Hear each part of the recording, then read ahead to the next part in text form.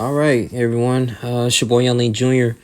I'm doing this for a video request from a co-worker at my job. She wanted me to talk about the Meghan Markle and Prince Harry situation, man, in the interview that was conducted by Oprah. And I have to say, it was intriguing, man, and a lot of information that I didn't even know about the royal family. And when Oprah Winfrey done this, I believe it's very professional. I asked them a lot of direct and indirect questions and things that I didn't even know. I was just kind of curious. Like I remember back in 2019 when this was going on, they kind of stepped back from the royal duties for a little bit, and I always wonder why was this going on? Because if you go to the Daily Mail, she started off with Kate, right? And Kate was, I believe, that's the wife of one of Prince Harry's brother. And Kate was pretty much, she was Kate Middleton. She was pregnant at one time, and everybody was like, oh, so happy for her. They wrote like dozens of articles saying, oh, her belly bump is really good. But when Meghan Markle was pregnant, they was just saying, oh, why she has something to hide? Why she keep covering her belly bump? And then they was talking about the avocados, little things like that. That's just really wrong for her to do that. She's destroying the environment. But contrary to that, Kate Middleton, they was giving her praises. And so Meghan Markle kind of knew, like, okay, well, this is starting off kind of rocky. And she was already going into the royal family naive. She didn't even know what was going on. She didn't even know what the curtsy was. And the curtsy, I had to look that up, but basically that was just a gesture traditionally, especially for those who are in high positions. It's a greeting position. And usually women, what they do, they cross their legs, they bend down their knees. And when they go into a formal institution or someone's home, right? So that's just like a little honor way thing for like a greeting way for people to shake hands in different countries, or bow, take their shoes off. So it's pretty much a good gesture. And she didn't even know the UK anthem. And I kind of raised a huge question. I was like, why didn't she know this type of information, or why she didn't do any type of research for Prince Harry? But what it was is that she said, she really was in love with him. And I understand when you love someone, some of that kind of stuff goes out the window a little bit. You're just focusing on that individual and how you can spend your life with that person. But when you're pursuing a marriage, not only you're marrying that person, but you're marrying their family. And with this, what's just kind of crazy is that she has she actually a girl on the way. She's pregnant now, and then she has a son named Archie. And the thing is about the Archie, that kind of really put a stench on the relationship between the family right now, the royal family in the UK, because according to Harry and her, they were saying they had conversations, especially Harry had different conversations with the tabloids and the people and the priests and the prince and people in these high positions of the family. They was like, listen, we're going to cut your security from you. We're going to cut your security from you because we're afraid that not only that your wife is biracial, she has a little color in her, but when she has the son, we just afraid that the son might be too dark, and we can't have that in the family. And that's very racist. That needs to be addressed. And I didn't even know the royal family was racist. Like, people say, oh, well, that ain't nothing new. She should have known that. But at the same time, I understand what Prince Harry was going through at the time, because he was like, I'm just born into this. This opened my mind. This is crazy. I didn't even think this was going to happen, because he even stated too, Oprah Winfrey was like, okay, if it wasn't for your wife, Meghan, wouldn't you still be in the UK? Like, would you still be doing the royal duty? She was like, yes, I will be trapped, but I don't even know that I was trapped. And I think that was like a huge thing, man. That was a profound statement, and crazy as well. And I'm thinking like, dang, like, so she even contemplated suicide at one point. That, you going out, you're part of the royal family. Ain't like you can go on an Uber and you gotta have permission to go certain places because you are a part of this family. Like, God forbid, nothing should not happen to you. This is like parliament. Like, you literally like equivalent to the executive, the president, of everything, So, but the thing is that too, as a man, you want to do everything you can for your wife's mental state. And people might say he's a beta male because, oh, why are you going to allow your wife to go out here and just take you away from your duties? That's something that you were born into, your legacy, all because so she can pursue some actress career. And that's not the case. The case was it was a lack of support from his family. It was a lack of support, and it was a lack of trust and just disrespect that was going on. And he was like, look, We would love to. We're not trying to cut ourselves from the family. We've decided to go to a Commonwealth country, which is Canada and or New Zealand, but they decided to reside in Canada back in 2019. Okay, so they was in Canada for a while and just having to just doing everything they can to live a nice life.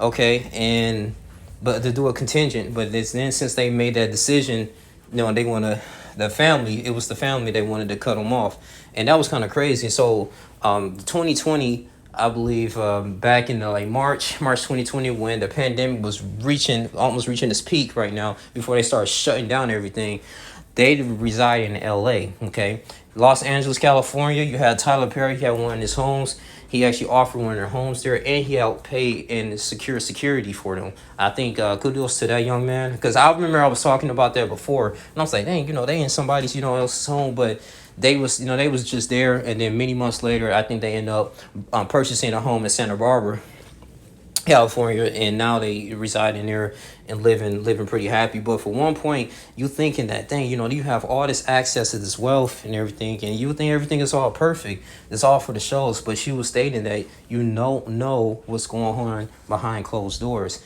And I was just like, dang, man. So it kind of just opened my eyes out on a lot of things. I like to do my research on a lot, and I was just like, I can take time out of my day to listen to an hour and a half, even though I don't agree with everything that Oprah does. But just for the sake of this video and content, I can't be biased on this. And it's always you want to understand what's the main reason why people are making decisions. And, with this, I think Queen Elizabeth and one of his grandmothers, great-great-grandmothers, and you have, when his father, they were kind of saddened about it, especially Prince William. He was really, disappointed. He's like, okay, now you badmouthing the family, but hey, it's probably that stuff going on. You got to think about it. She said she was an actress, Meghan Markle. She was an actress and had her lifestyle. She gave up her career just for her man. And I want to say this too, regardless if they're religious or not, when you're married, that's a covenant between you and your spouse and God. God is the head, and then your spouse, comes first. And at the end of the day, you have to do what it takes. It might have to be some sacrificial things that you got to do. You might have to love people from afar. You may have to move. Like, you got to do whatever you can, because as a man, I'm just saying this from a perspective, because I'm married for a few months as a man, that you want to have that covering over your woman.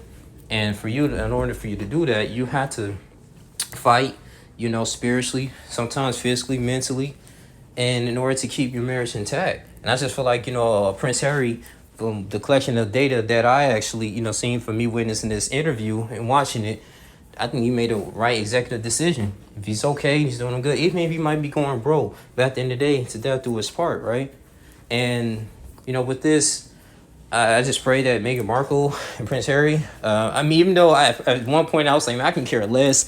Whatever they do, they rich and stuff. Whatever they do doesn't affect me. But at the same time, from a marriage point of view, I pray that they will be okay. Because I'm married, kind of changed my mindset on a lot of things. But man, this interview really blew my mind. The things that they were going through, and they were still pushing strong. I remember 2018 in Australia when she had her first tour, with her royal duties and stuff. That's when they were pregnant by Archie, but she was receiving death threats, no security. And I think what I like about Prince Harry, he said, listen, I'm going to utilize all my resources, even though we decided in February 19th, I believe 2021, this year, we are not going back to the royal duties, but we still should be obligated to have security. And he has enough money to do it. Has a net worth of 50 million, and Meghan Markle got some money too. So I think will be really great. So they just got to focus on raising their family and just being protected, because at the same time too, during that time, they don't want to be vulnerable. You don't want to be vulnerable in that situation, man. It's many people that probably don't like them, and I can kind of see where they're coming from. But I just want to say, I'm going here. I'm not going to draw this video too long. I just think, I think they're going to make the right decisions. and everything, and I can't fault Prince Harry for this. I mean, I don't care what y'all think. I want y'all to comment and stuff. You know, if y'all disagree with me, that's cool. But this is just my personal opinion. I'm not one of those YouTubers that's just gonna just hop on the train and just bash him. Like, oh yeah, man, he a beta male. She's stupid. At first, don't get me wrong though. I was thinking like that for a minute, but until you take the time to download the CBS app, it's free. Watch the interview. You will have a different understanding. I promise you.